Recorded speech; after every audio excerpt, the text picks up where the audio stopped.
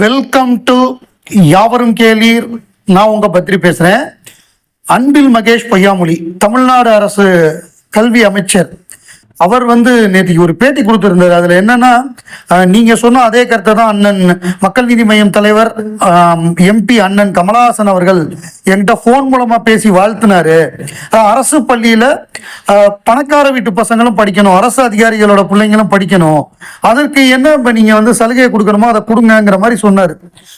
Heart and fast rules இல்லாம அது என்ன பண்ணணுமோ நாங்க அதை பண்றோம் அப்படின்னு அவர் சொல்லிட்டு இருக்கும் பொழுது இன்னொரு அறிக்கையை பார்த்தேன். மக்கள் நீதி மய்யம் சார்பாக வசதி படைத்தவர்களுக்கு கிடைப்பதை விட தரமான கல்வி எளிய பின்புலத்தைச் சேர்ந்த மாணவிகளுக்கு கிடைக்க வேண்டும் எனும் நல்லெண்ணத்துடனும் மாறி வரும் உலகின் புதிய சவால்களை எதிர்கொள்ள தேவையான திறன்களுடனும் நமது மாணவர்கள் உருவாக்க வேண்டும் என தொலைநோக்கு பார்வையுடன் தமிழ்நாடு அரசின் புதிய கல்விக் கொள்கை உருவாக்கப்பட்டிருப்பது மகிழ்ச்சி அளிக்கிறது. பல்வேறு சிறப்புகளுடன் உருவாகியுள்ள இந்த கல்விக் கொள்கை சமத்துவத்தையும் சமூக நீதியையும் சேர்த்தே போதிக்கிறது. குறிப்பாக மாணவர்களை அச்சத்திலேயே ஆழ்த்தி வைக்கும் தேவையற்ற பொதுத் தேர்வுகள் நீக்கப்பட்டிருப்பதும், அநீதியான நுழைவுத் தேர்வுகளுக்கு எதிரான அம்சங்கள் இடம் பிடித்திருப்பதும், இருமொழிக் கொள்கையே தொடரும் என அறிவிக்கப்பட்டிருப்பதும் பாராட்டுக்குரியவை. அனைவருக்கும் தரமான கல்வி எனும் இலக்கோடு செயலாற்றி வரும் மாண்புமிகு தமிழ்நாடு முதல்வர் திரு மு.க. ஸ்டாலின் அவர்களையும், மாண்புமிகு பள்ளி கல்வித்துறை அமைச்சர் திரு அன்பில் மகேஷ் பொய்யாமொழி அவர்களையும், தமிழ்நாடு மாநில கல்விக் கொள்கையை வடிவமைத்த டெல்லி உயர்நீதிமன்ற முன்னாள் தலைமை நீதிபதி முருகேசன் அவர்கள் தலைமையிலான குழுவினரையும் மனமாற பாராட்டுகிறேன் அப்படின்னு அவர் பாராட்டியிருக்காரு. இதை பாராட்டினதோடு மட்டுமில்லாமல் போன்ல அன்பில் மகேஷை கூப்பிட்டு பாராட்டியிருக்காரு. அவர் இதை ஒரு பேட்டியில குறிப்பிடுறாரு.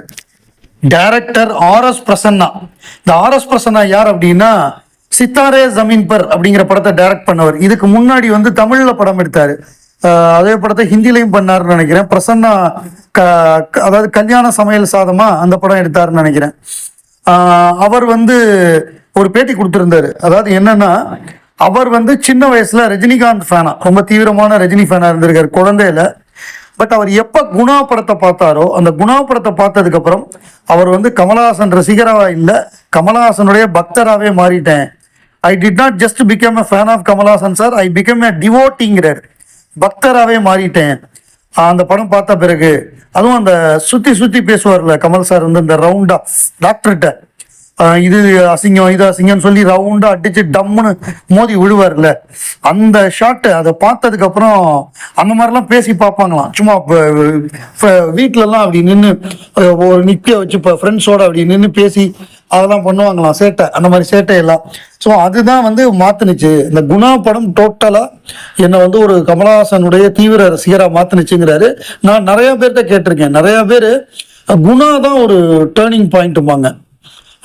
அதுக்கு முன்னாடி நாயகன் பார்த்து மாறின ஒரு செட் இருக்கு.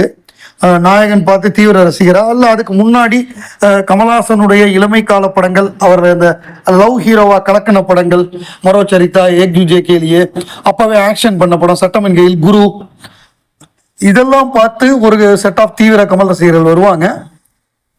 நாயகன் பேசும் படம் அந்த மாதிரி வித்தியாசமா பண்ணதுக்காக தீவிர கமல் ரசிகர்கள்.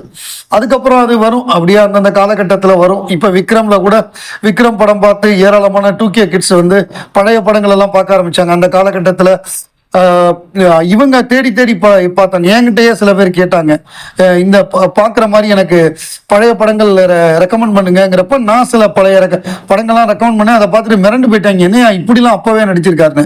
ஸோ அதுதான், நீங்க கமலஹாசனை ஒன்ஸ் உள்ள போக ஆரம்பிச்சிட்டீங்கன்னா நீங்க தீவிர கமல் ரசிகராக இன்னும் மேலும் மேலும் மாறுவீங்களே தவிர குறையாது. நேற்றைக்கு தெலுங்கு சூப்பர் ஸ்டார் மகேஷ் பாபு அவர்களுடைய பிறந்த நாள். Belated birthday wishes to super star Mahesh Babu. Mahesh பாபுவை பொறுத்தவரைய அவர் சென்னையில தான் வளர்ந்தவர். படிப்பு வளர்ந்தது எல்லாமே சென்னை தான். சென்னையில தேவி தியேட்டர்ல நிறைய படங்கள் பார்க்கக்கூடியவர், தீவிரமான கமலஹாசன் ரசிகர். அவர் குறிப்பா அவர் தேவர் மகன்லாம், நாயகன்லாம் அவர் பார்த்ததுக்கு கணக்கே இல்லைங்கிறாரு. தேவர் மகன்லாம் 20 தடவைக்கு மேல பார்த்திருக்காரு தேவி தியேட்டர்ல. நாயகன் எப்போதுமே பார்ப்பாராம். அவர் சமீபத்துல கூட பார்த்தேங்கிறாரு. அதாவது நாயகன் ரிப்பீட்டடா எத்தனை தடவை பார்த்தேனே தெரியாது எனக்கு, நான் அவ்வளவு தடவை பார்த்தேன் தேவி தியேட்டர்ல. அதுவும் கமல் சார் படங்கள்லாம் பார்த்ததெல்லாம் கணக்கு வழக்கே இல்லை அப்படின்னு அவர் சொன்னாரு. அவர் ஒரு படம் நடிக்கிறதா கூட இருந்தது. கமலஹாசன் மகேஷ் பாபு நம்ம இவர் படத்துல ஏஆர் முருகதாஸ் டைரக்ஷன்ல நடிக்கிற மாதிரி ஒரு கதை ஒன்று பிளான் பண்ணி ஒரு ரெடி பண்ணாங்க. பட் அது என்ன காரணத்தினாலும் நடக்கல. ஒரு 2-3 இயர்ஸ் பேக் வந்து ஒரு பேன் இண்டியன் படமா அது உருவாகுது அப்படின்லாம் நிறைய நியூஸ்லாம் வந்தது. அது அந்த வந்த ஆரம்ப கட்ட நியூஸோட அது நின்று போச்சு. அது எதனால நடக்கலன்னு தெரியல. முருகதாஸ் ஏன்னா ஏற்கனவே ஒரு படம் எடுத்திருந்தாரு, அந்த படம் சரியா போலங்கிறதுனால வேணான்ட்டாரோ என்னமோ தெரியல. அவரும் இந்த எஸ்ஜே சூர்யா வச்சு ஒரு படம் எடுத்திருந்தாரு. எஸ்ஜே சூர்யாவுக்கு ரொம்ப அதிகமா முக்கியத்துவம் கொடுத்து ஹீரோ கேரக்டரை காலி பண்ணிட்டாரு இந்த படத்துல முருகதாஸ். இந்த மாஸ்டர் படத்துலயும் அப்படிதான், இந்த வில்லனுக்கு தான் ரொம்ப முக்கியத்துவமா இருக்கும். அந்த ஹீரோ கேரக்டரோட வில்லன் கேரக்டரை டாமினேட் பண்ணிடும். அது கொஞ்சம் கவனமா இருக்கணும். ஏன்னா மகேஷ் பாபுக்குலாம் பயங்கர ஃபேன் பேஸ் உள்ள பெரிய ஹீரோ. அவரை வந்து அந்த மாதிரி டம்மி பண்ணா அப்புறம் அடுத்தாப்புல அவர் எப்படி ஒத்துக்குவாரு?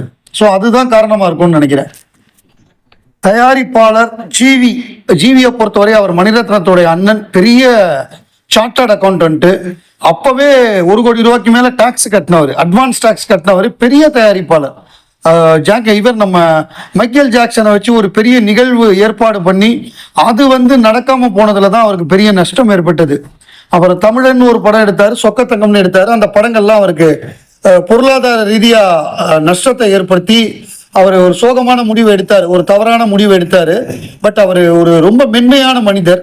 அவர் வந்து கமலஹாசனோடு அந்த நாயகன் படம் பெரிய வெற்றி பெற்றது. அந்த நாயகன் படம் வெற்றி பெற்ற பொழுது அவர் வந்து எப்படின்னா ஒரே நாள்ல வந்து 1000 கிலோமீட்டர் கமலஹாசனும் அவரும் கார்லயே போனாங்க. எப்படின்னா இங்க இருந்து தேனி, கம்பம், திண்டுக்கல், காரைக்குடின்னு போய் ரசிகர்களை சந்திச்சது.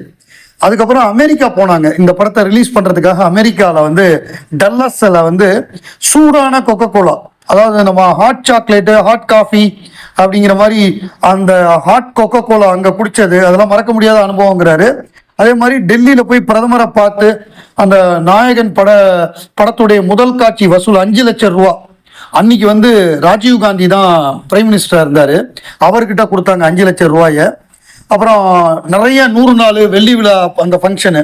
குறிப்பா வந்து கமலஹாசன் நடிக்காத 2 படம், ஒன்று வந்து அக்னி நட்சத்திரம், இன்னொன்று வந்து மௌனராகம். இந்த 2 படத்தோட வெள்ளி விழாக்கும் சீஃப் கெஸ்டா கமலஹாசன் தான் கலந்துக்கிட்டு எல்லாருக்கும் அந்த ஷீல்டு கொடுத்ததுலாம் கமல் தான். பிளஸ் வந்து ஜிவி வந்து நிறைய கமலஹாசன் நற்பணி இயக்க விழாக்கள்ல கலந்துக்கிட்டு இருக்காரு. நற்பணி மன்ற விழாக்கள்ல கலந்து கொண்டு அந்த நல்ல காரியங்களை வந்து ரசிச்சிருக்காரு. அவரும் சில விஷயங்களை தொகுத்து வழங்கியிருக்காரு. ஸோ இது வந்து ஜிவி வந்து ஒரு கமல் ரசிகன் அப்படின்னு ஒரு புத்தகம் அந்த காலகட்டத்தில் வரும். அதுல வந்து கொடுத்த பேட்டியில ஒரு கேள்விக்கு அவர் சொன்ன பதில் இது. இன்னொரு விஷயம் என்னன்னா, அபூர்வ சோதரர்கள் படத்தை ஜிவி கேட்டாரு, ஃபுல்லா நான் வாங்கிக்கிறேன் தமிழ்நாடு ஃபுல்லா அப்படின்னு கேட்டாரு. கமல் சொல்லிட்டாரு, இந்த படத்தை நான் யாருக்கும் கொடுக்கல, நானே ரிலீஸ் பண்ண போறேன்ட்டாரு, நானே சொந்தமா ரிலீஸ் பண்ண போறேன் அப்படின்ட்டாரு. அவருக்கு தெரிஞ்சு போச்சு இந்த படம் மிகப்பெரிய வெற்றி பெறும், இந்த வெற்றியை வந்து நம்ம தான் அறுவடை பண்ணணும், இதை வேற யாருக்கும் கொடுத்து சும்மா கம்மியான ரேட்டுக்கெல்லாம் கொடுத்துடக்கூடாதுன்னு கமல் அவர் ஜட்ஜ் பண்ணது கரெக்டா இருந்தது. படம் வந்து இண்டஸ்ட்ரி ஹிட். ஸோ அதை அவரே அறுவடை பண்ணிட்டார், வேற யாருக்கும் விட்டு கொடுக்கல.